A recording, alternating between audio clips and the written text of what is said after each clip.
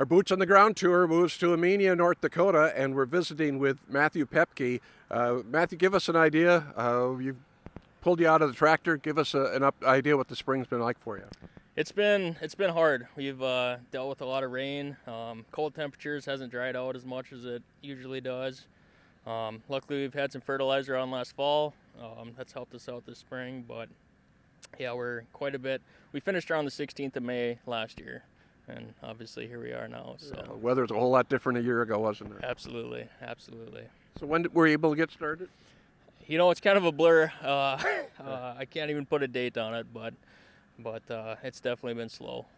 This stretch we had a week ago had to help. It did. We finally got rolling right before this last rain. But yeah, we were able to dig in 1,200 acres in a day last week, right before the rain, and cover some ground. But we're slowing down again. So Just driving here and looking through the neighborhood, there's a lot of folks that haven't turned a wheel. It looks like there is, especially to the north of here. I've noticed they're even in worse shape up there.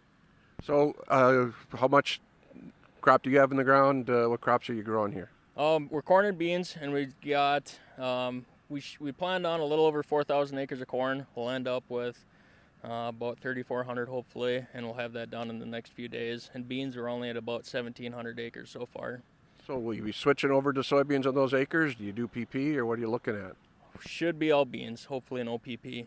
It's no fun doing that. No, we did that once. No, never again. People don't realize it's a multi-year headache. Absolutely, yeah. That's why we're stretching the corn as late as we are, to get some organic matter back on those acres that were PP and bad bean yields and things like that. So did you have to shorten up some of your maturities as you moved into with the corn you had left? We did. We were starting with 95, what we wanted to be, and now the highest we planted was 88 day, and we're going to be all 80 day now going forward. Let's talk about the soybeans themselves. Were you able to hold maturity on those? Yeah, we're kind of in that 06 range for most of those. And yeah, like I said, we got about 1,700 acres of about 4,000 of those in.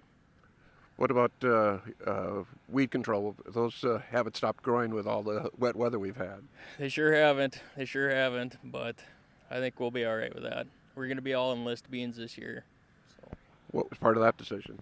There was worry that with the extend system, we weren't going to have more restrictions on that for spraying that, so just we switched to the enlist, and that's a little better system for time frame of being able to spray.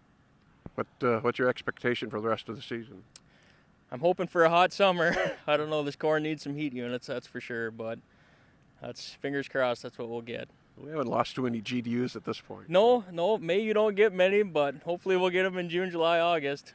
We wish you much success. Thank you. Again, Matthew Pueppke with us. It is our Boots on the Ground tour here on the Red River Farm Network.